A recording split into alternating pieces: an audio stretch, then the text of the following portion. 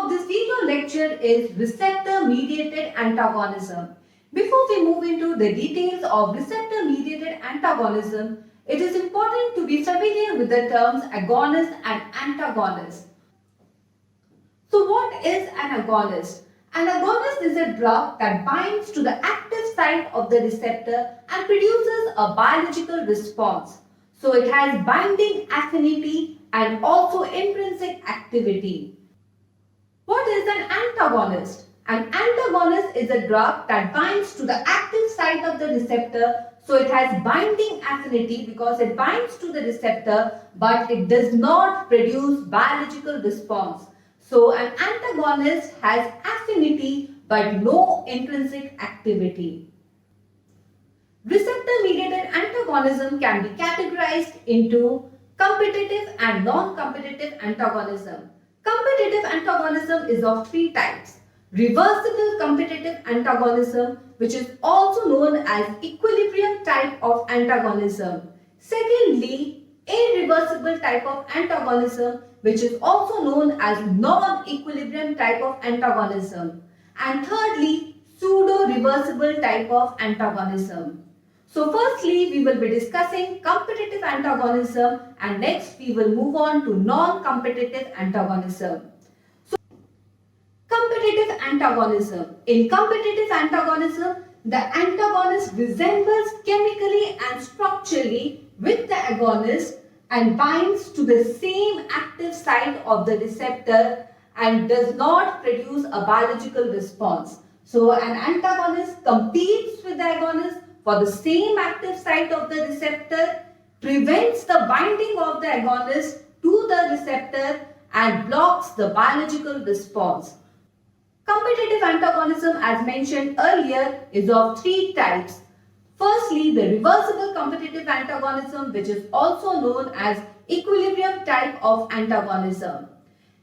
In reversible type of antagonism, the antagonist competes with the agonist for the same active site of the receptor and binds with the receptor via weak bonds or hydrogen bonds. Since the bonding is very weak, the drug or the antagonist is easily dissociated by increasing the concentration of the agonist. So by increasing the concentration of agonist, the antagonist can be readily displaced or dissociated from the receptor and the same maximal response can be produced. So this type of antagonism is also known as surmountable antagonism. So what is surmountable antagonism?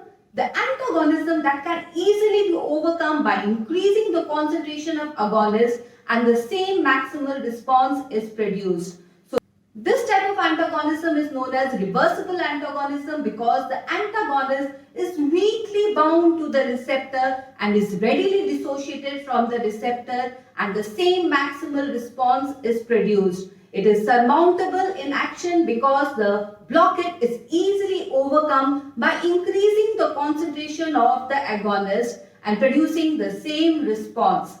It is also known as equilibrium type of antagonism. This is because at a certain unit of time, the number of agonist molecule occupying the receptor is equal to the number of bound antagonist molecules dissociating from the receptors in unit time. The system is said to be in equilibrium because the number of agonist molecules binding to the receptor is equal to the number of bound antagonist molecules dissociating from the receptors, and it is also known as equilibrium type of antagonism. So what is the graphical representation of competitive antagonism? On a graph, the x-axis represents the log dose of the agonist and the y-axis represents the response. Curve A denotes the log dose response curve of an agonist alone. So in presence of an agonist, a given response is produced. Curve B denotes the log dose response curve of an agonist in presence of a reversible antagonist.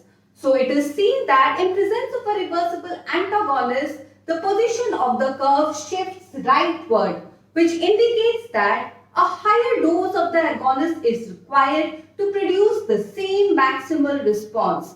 So the same maximal response is produced in presence of an antagonist and by increasing the concentration of an agonist. Curve C denotes the log dose response curve of an agonist in presence of increasing concentration of an antagonist. So in presence of increased concentration of antagonist, a higher dose of agonist is required to produce the same maximal response. So the same maximal response is produced in presence of a reversible antagonist, but a higher dose is required. Therefore, the position of the curve shifts rightwards on the dose axis, indicating that a greater dose is required, producing the same maximal response in presence of a reversible antagonist, because the antagonist can easily be displaced or dissociated from the receptor by the agonist, and the same response is produced. Some of the characteristic features of reversible competitive antagonist is that the antagonist resembles chemically and structurally with the agonist and binds to the receptor via weak bonds, via weak hydrogen bonds. Since the binding is weak, it can easily be dissociated from the receptor. Therefore, the reaction is of reversible type. It is also known as surmountable antagonism because it is reversible in nature. It can easily be dissociated from the receptor. It is known as surmountable antagonism because the blockade that is produced by the antagonist can easily be overcome by increasing the concentration of agonist. Also, it is known as equilibrium type of antagonism. This is because the number of agonist molecules binding to the receptor is equal to the number of bound antagonist molecules dissociating from the receptors. Therefore, the system is in equilibrium. So, moving on to some of the examples of competitive antagonism. Examples of competitive antagonism include 1. Atropine is a competitive antagonist at muscarinic receptors, preventing the action of acetylcholine. Naloxone is a competitive antagonist of morphine at opioid receptor. Beta blocker blocks the adrenergic receptors and prevents the action of epinephrine. Spironolactone is a competitive antagonist at aldosterone receptors, preventing the action of aldosterone at the distal tubule. Bicoculin is a competitive antagonist at GABA binding site, preventing the action of GABA and inhibiting its action. Fulvestrant is a competitive estrogen antagonist and antagonizes the action of estrogen. Tubocurarine is a competitive antagonist at the neuromuscular junction, preventing the action of acetylcholine at NM receptor or muscle type of nicotinic receptors and causing neuromuscular blockade and muscle relaxation. The next is irreversible antagonism or non-equilibrium type of antagonism. In this type of antagonism, the antagonist resembles chemically and structurally with the agonist and binds to the same active site of the receptor and blocks the biological response. But the binding to the receptor is via strong covalent bonds. This is in contrast to the reversible type of competitive antagonism where the binding was via weak or hydrogen bonds. The irreversible antagonist is bound to the receptor by strong covalent bonds. Because the binding with the receptor is very strong, the drug or the antagonist is not easily dissociated from the receptor. So the dissociation from the receptor is very slow or does not dissociate at all. The duration of action of the irreversible antagonist to the receptor is for a longer period. It does not easily dissociate from the receptor, thus preventing the action of the agonist and preventing a biological response. It is also known as non-surmountable antagonism, which means that on increasing the concentration of the agonist, the antagonist is not easily dissociated from the receptor. So the blockade effect of the antagonist cannot be overcome by increasing the concentration of agonist. Therefore, this type of antagonism is known as irreversible antagonism and non-surmountable antagonism. This type of antagonism is also known as non-equilibrium type of antagonism. It is non-equilibrium because most of the receptors are occupied by an irreversible antagonist, which means that the antagonist is strongly bound to the receptor and is not easily dissociated from the receptor. So the duration of action of the antagonist on the receptor is very long. So in a unit time or at a certain point of time, there are more number of receptors that are occupied by an antagonist and less number of receptors are available for binding to the agonist. So the number of agonist molecules binding to the receptor is less and the more number of receptors are occupied by the antagonist. Therefore, the system is said to be in non-equilibrium, and this type of antagonism is known as non-equilibrium type of competitive antagonism. The characteristic features of irreversible type of competitive antagonism are: 1. The antagonist competes and binds to the same active site of the receptor, but the binding is by strong covalent bonds. This prevents the binding of agonist to the receptor, thus blocking the biological response. It is also known as non-surmountable antagonism, as the blockade effect of the antagonist cannot be easily overcome by the agonist. Therefore, it is non-surmountable. Thirdly, this type of competitive antagonism is also known as non-equilibrium type of antagonism, because in unit time there are more number of receptors that are being occupied by the antagonist and less receptors are bound by the agonist molecules, and therefore the system is said to be in non-equilibrium. An example of irreversible competitive antagonist is dibenamine or haloalkylamine, which acts as an antagonist at alpha-1 receptor, blocking the action of norepinephrine. So it acts as a competitive irreversible antagonist and thus prevents the action of norepinephrine at alpha-1 adrenergic receptor. So what is the graphical representation of irreversible type of competitive antagonism? The graphical representation is as follows. The x-axis represents the log dose of the agonist and the y-axis represents the response. Curve A denotes the log dose response curve of an agonist alone. So in presence of an agonist, a certain response is produced. Curve B denotes the log dose response curve of an agonist in presence of an irreversible antagonist. It is seen that the height of the curve decreases, or there is a reduction in the maximum efficacy or the maximum effect of the drug. Secondly, there is no change in the position of the curve rightwards, unlike reversible competitive antagonism where the position of the curve shifts rightwards. So in case of irreversible antagonism, the position of the curve does not change and the height of the curve decreases.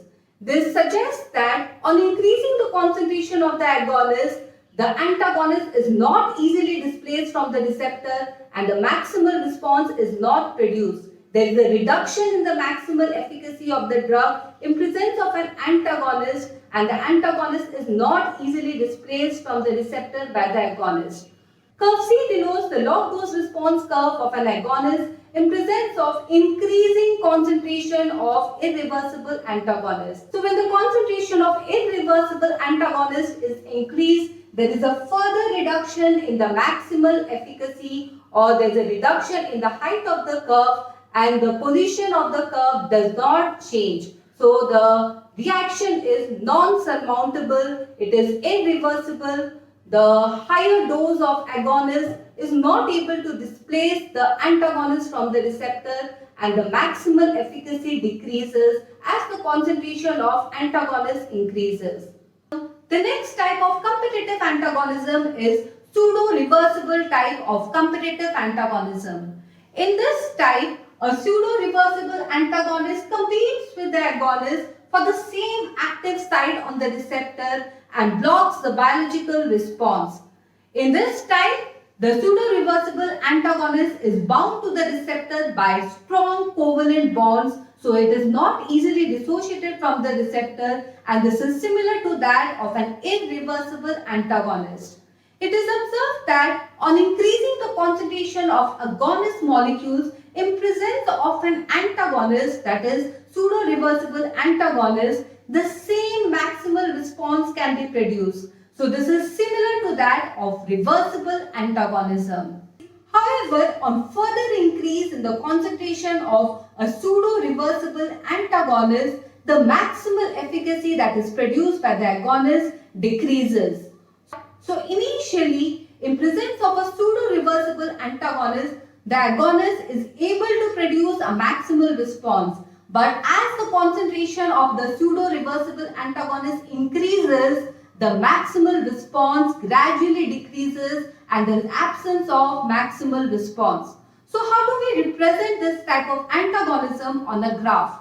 The graphical representation shows the log dose in the x-axis and response of the agonist on y-axis. Curve A shows the log dose response curve of the agonist alone.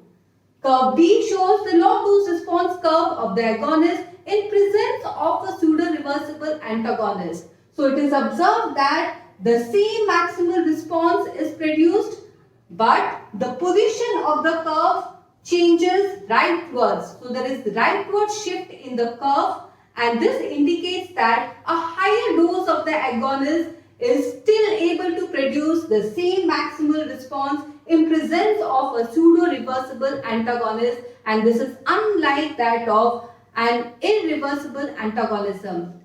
In the next part, it is observed that on further increasing the concentration of pseudo-reversible antagonist, the maximal efficacy decreases or the height of the curve decreases. So the response produced by the agonist in presence of higher concentration of pseudo-reversible antagonist is decreased. There is decreased height in the curve, there is decrease in the maximal efficacy of the curve, and therefore this type resembles that of irreversible antagonism.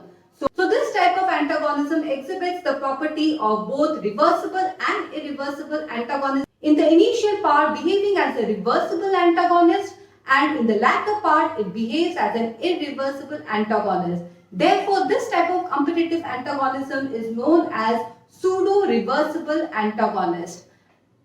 So what is the underlying reason for this type of effect? Pseudo-reversible antagonism is due to the presence of spare receptors, which means that not all of the receptors are occupied by a pseudo-reversible antagonist. There are few receptors that are spare that are available for binding with the agonist molecules. And since some of the receptors are empty and are available for binding to the agonist molecules, in the initial part, the agonist can bind to the limited number of receptors that are available and can still produce a maximal response. It also indicates that the tissue is highly sensitive. This is because with the binding of the agonist molecules with limited number of receptors, the tissue is still able to produce a maximum response. Therefore, the tissue is highly sensitive. A tissue which is less sensitive requires all the receptors to be occupied by the agonist to produce the maximum response. But a tissue which is highly sensitive and has few number of receptors, so the binding of the agonist molecule to few receptors can produce the maximal response in the initial part. But as the concentration of the antagonist increases, the remaining receptors are also occupied by the antagonist molecules, as a result of which almost all the receptors or majority of the receptors are occupied by the antagonist, not allowing or preventing the binding of the agonist to produce a response. So it is at this stage when all the receptors are bound by the pseudo-reversible antagonist, preventing the action of agonist. At this stage, the maximal response or the maximal effect decreases. The height of the dose response curve of the agonist decreases in presence of pseudo-reversible antagonist at higher concentration when all the receptors are occupied, not allowing the agonist molecule to act on the receptors. In pseudo-reversible antagonism, in the initial part, a maximal response can be obtained by increasing the concentration of agonist. However, on increasing the concentration of an antagonist, the maximal response or the maximal efficacy decreases, and this indicates that all the receptors are occupied by the antagonist, preventing the action of agonist, and therefore the maximal effect decreases. Examples of pseudo-reversible antagonists are phenoxybenzamine, which antagonizes the action of epinephrine and norepinephrine at alpha-adrenergic receptors. The second example is that of methotrexate, which antagonizes the action of serotonin at 5-HT receptors. Non-competitive receptor antagonism can occur in two ways. Firstly, through interference in the downstream events of receptor activation. Secondly, through allosteric receptor binding site preventing receptor activation. So the first one, interference in the downstream events of receptor activation. So this is an example which shows that there are two agonist molecules acting on different receptors. So agonist 1, which is norepinephrine, acting on alpha-1 adrenergic receptors, and agonist 2, which is losartan, acting on AT1 receptor. So two agonist molecules acting on different receptors, leading to activation of the signaling pathway, that is IP3-DAG pathway, which increases the concentration of calcium. Activation of this pathway leads to opening of voltage-gated calcium channels, allowing the entry of calcium ions, and increased concentration of calcium causes vasoconstriction and rise in blood pressure. It is observed that this pathway can be blocked by both competitive and non-competitive receptor antagonists. Competitive receptor antagonists such as prazosin blocks the alpha-1 receptor and preventing the receptor response, whereas losartan blocks AT1 or angiotensin receptor and blocks the receptor activation. So both prazosin and losartan are examples of competitive receptor antagonists. And examples of non-competitive antagonists are calcium channel blockers such as nifedipine, amlodipine, verapamil, and they act by blocking the voltage-gated calcium channels, preventing the entry of calcium, thereby decreasing the calcium concentration and causing vasodilatation and fall in blood pressure. So calcium channel blockers act as antihypertensive agents by blocking the voltage-gated calcium channels and decreasing the calcium concentration and causing vasodilatation and fall in blood pressure. Therefore, calcium channel blockers are examples of non-competitive antagonists as they have no direct action on the receptors and they block the downstream events subsequent to receptor activation. They block the signaling pathways, thereby preventing the biological response. Non-competitive antagonism can also occur through allosteric receptor binding site preventing receptor activation. An example of non-competitive antagonism acting through allosteric site binding is as shown in the given figure. GABA is an inhibitory neurotransmitter of the central nervous system and acts on GABA receptor by binding to the GABA binding site. It causes influx of chloride ions causing hyperpolarization and inhibition of the central nervous system. A drug known as benzodiazepine attaches to allosteric site or modulatory site and facilitates the action of GABA, enhancing the frequency of opening of the chloride channels, causing increased chloride entry and causing hyperpolarization and inhibition of central nervous system. So it decreases the CNS activity causing sedation and is useful in the treatment of insomnia. So flumazenil antagonizes the effects of benzodiazepine by binding to the allosteric site and causing a conformation change in the receptor. So a change in the conformation of the receptor inhibits the binding of GABA to the GABA receptor, decreasing the GABA activity and decreasing the CNS inhibition. This brings us to the end of the topic. These are my references. Thanks for watching. Please like, subscribe and share.